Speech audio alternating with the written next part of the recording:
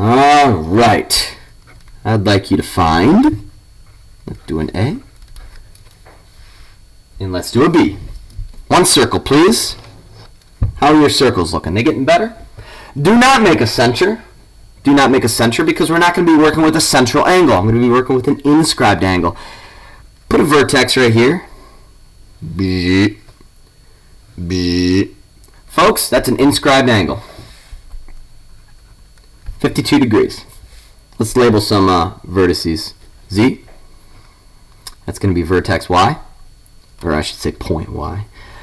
Point X. And then let's make another inscribed angle. B. Going here. So let's put a point right there. W. Alright, that's 52 degrees. And I'm going to tell you that this, let me get the right highlighter. This arc from Z to W, highlight it in blue. Hopefully you can see it on your video. Let's call it 86 degrees. Alright, here's the first one. Here's what I want you to find. I'd like you to find the measure of arc YX, which is, where are you, YX? Measure of arc, that's an arc right there. So Y to X. Find that angle measure, folks. Well, not too crazy, not too fancy here. If this inscribed angle is 52 degrees and you were just listening to me on the last page, that's an inscribed angle. Its intercepted arc is going to be double that. So, anybody know what 52 times 2 is? Mental math, no calculators needed. 104 degrees. That's it. That's it, folks. Nothing too complicated. Second one, I'd like you to find the measure of angle X. Angle X. They're referring to this angle right here. Kind of double arced it. How do we find that angle measure? Well, if you take a look at it, angle X is also an inscribed angle. It's an angle whose vertex is on the circle. It's going to an intercepted arc. If we know from the theorem that we just did, inscribed angle, if you double it to get its intercepted arc, what if we start with the intercepted arc? How do we go backwards to get the inscribed angle? Well, if this is double of what that is, all you got to do is divide it by 2, cut it in half, and this is going to be 43 degrees. Has to be 43 degrees, folks. That's it, because if you took the 43 and doubled it, you're going to get 86, which is your intercepted arc. Nothing crazy. You got a couple of these in your homework. They go fast. Also, with your homework, just while I'm thinking about it, please, boys and girls, some of you need to start showing your work in your homework. I'm looking at dozens of homework assignments that are just, they take up a quarter of a page. It looks like you did the homework in about 36 seconds. Please, even if it's a little bit of work, 43 times 2, maybe not to that extreme, 86, but give me a little bit of work. Answers, I don't just want the answers. Give me a little bit of work. You're making Mr. Kosal's hair go grayer than it should be. I'm already losing my hair. It's getting grayer than it should be. Show your work, folks.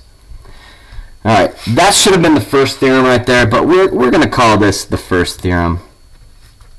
So theorem number 1. Go ahead and write this down. There's a special name for this. This is called the double inscribed angle theorem. Fancy name.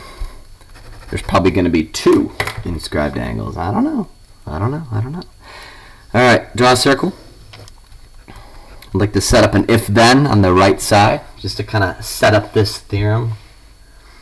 The double inscribed angle theorem. Alright, let's draw 2 inscribed angles. So first things first, let's draw an inscribed angle. I'm going to make it pretty small. Alright, we got our inscribed angle right there. Let's call this angle C. And let's say it's going to go to D and A. Dog and alligator. And then, actually, let's do this. Let's do this. I want to color code it. If you have some highlighters or some colored pencils or colored pens at your house, use them. I'm going to highlight this inscribed angle blue. So, or I'm sorry, the intercepted arc. I misspoke there. Inscribed angles right here. Highlight the intercepted arc of that inscribed angle. Now, we need to make another inscribed angle. That's why they call it the double inscribed angle theorem. So, let's put another point on the circle over here. Let's call it B. And I'd like to make another inscribed angle, but this time I'd like to make the inscribed angle to this intercepted arc. So my first ray is going to go to D. Second ray is going to go to A. So that's angle B. I'd like you to highlight angle B's intercepted arc. Notice how it's the same intercepted arc that goes with C. Let's get our noggins thinking a little bit.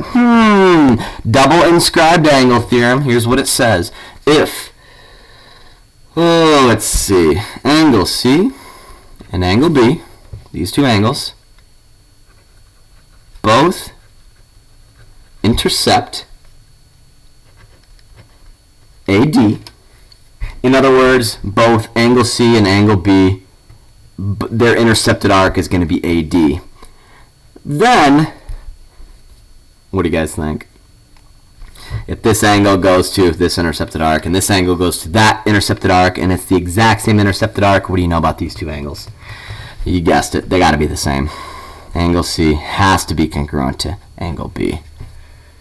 Has to be. Let's just try it out. Let's throw an angle in there. Let's say this is, I don't know, 15 degrees. If that's 15 degrees and it's an inscribed angle, you got to double it to get the intercepted arc. So that has to be 30 degrees. And if this is 30 degrees and it's the intercepted arc, you got to go backwards. You got to cut it in half to get the inscribed angle. So if this is 30, cut it in half. That has to be 15 degrees. It works. It works. That's the first theorem, folks. Nothing crazy. Example 2. If I'm going too fast, I hope you have a pause button. Put Mr. Kosal on pause. Alright, I'd like you to find the measure of angle R.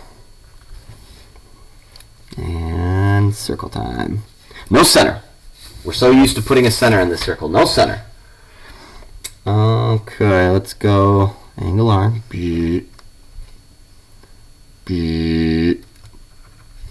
Point here and here. That's going to be R. And let's say want to make sure I get this right, folks. Want to make sure I get this right. We're going to say that R is 12x minus 13. Alright, we're going to put another inscribed angle down here. We're going to call it inscribed angle S. Okay, kind of looks like a bow tie. Kind of looks like a crisscross in here. We're going to say that angle S is 9x plus 2. Doesn't look like it. That's a 9x plus 2. Okay, notice how angle R, which is this angle, let me draw the rays of that angle, just so you can see the intercepted arc. Intercepted arc of that red angle R is right here. Likewise, take a look at angle S. The rays of angle S, once you kind of highlight them, you can kind of see that they're going to the exact same intercepted arc as angle R. They're going to the blue intercepted arc. If both these angles are going to the blue intercepted arc, the red angle, the green angle, that means that these two are the same. Theorem 1. So if they're both going to the same intercepted arc, set these two equal to each other. Here we go. 12x minus 13 has to be equal to 9x plus 2. And solve. I'm going to subtract 9x on both sides. I'm going to add 13 on both sides. Double step of algebra, folks. And then divide by 3 on both sides. X equals 5. Not your answer. They're not asking you to solve for x. I'm glad we found x. We're going to need it in this problem. But they want to find the measure of angle R. So if the measure of angle R's expression is 12x minus 13, take this and plop it in to that x right there. So let's do that. X is 5. 12 times 5 minus that 13. 12 times 5. Mental math, how about 60? And if Mr. Kosal's got $60 minus $13, he's got $47 left. Measure of angle R has to be 47 degrees. Squiggle. Theorem 2.